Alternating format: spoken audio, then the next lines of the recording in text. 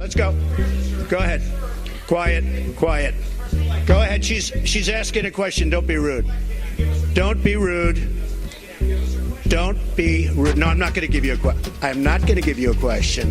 You are fake news. A preocupação em relação à veracidade da informação não é nova, mas é um debate que ganhou nuances contemporâneas muito próprias. Tem uma situação não muito comum de um presidente de uma grande potência, no caso do presidente americano, colocando essa questão na primeira linha da agenda política, né, a ponto de se referir a grandes conglomerados de comunicação como produtores de notícias falsas, né. Também eu acho que a novidade das redes sociais e a forma como elas se converteram em grandes bancas de jornal, distribuidoras de informação, também alteraram muito esse bioma no qual a informação circula.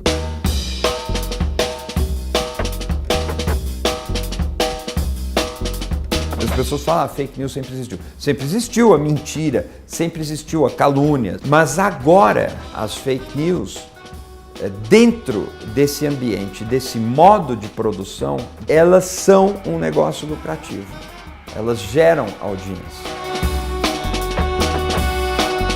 A imprensa publica coisas erradas. Às vezes comete até crime de imprensa. Mas, se uma redação mergulha nessa direção, ela provoca a sua própria destruição. Participar do ambiente informativo e difundir informações não é e não deve ser uma prerrogativa exclusiva de jornalistas. Isso é uma bobagem, eu acho que as pessoas se informam, têm direito de se informar, a liberdade de expressão não é só a liberdade de consumo de informação. Agora, eu acho que para participar dessa brincadeira, você não pode só querer ter o bônus dessa participação, que é o de livremente difundir informação. Você também tem algum ônus que é, de alguma maneira, se ater a essa metodologia que faz com que uma determinada informação seja digna de circular publicamente ou não.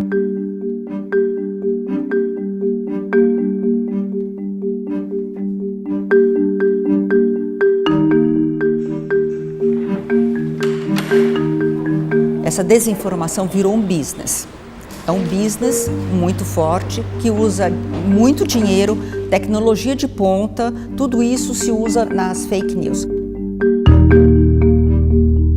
A mídia, tida por tradicional, ela segue diversos protocolos para ela ser exercida. Enquanto a outra, a mídia o business do fake news, não tem nada que controle. Pelo contrário, quanto menos controle, quanto mais invenção, melhor.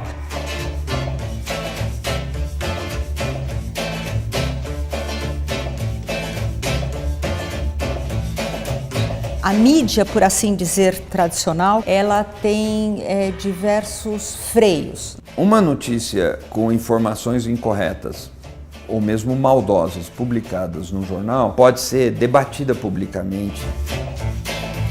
Os autores desses relatos que se travestem de conteúdo jornalístico e que são notícias fraudulentas, eles não têm um compromisso público com a sociedade. É desse compromisso que resulta a confiança e resulta o valor da credibilidade.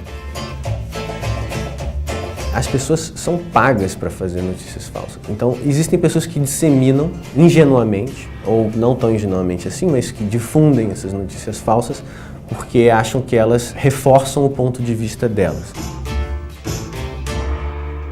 Mas, de maneira geral, quem produz, quem fabrica essas notícias, está sendo pago para fazer isso. Está sendo pago e essas estruturas são muito nebulosas, ainda é muito difícil identificar as origens desses grupos, o que é muito diferente do jornalismo, da atividade jornalística, que tem um compromisso, não diria tanto com a verdade, como se a verdade fosse uma coisa absoluta e única, mas com a realidade. Então, o jornalista se expõe.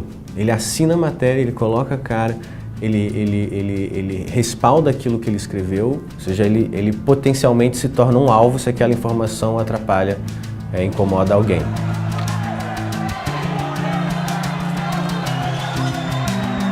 No Brasil, a violência contra jornalistas e comunicadores em geral é um dos principais riscos à liberdade de expressão hoje no país, né? Então, você tem jornalistas que são frequentemente agredidos fisicamente, por exemplo, em cobertura de manifestações, a gente viu isso acontecer muitas vezes nos últimos anos.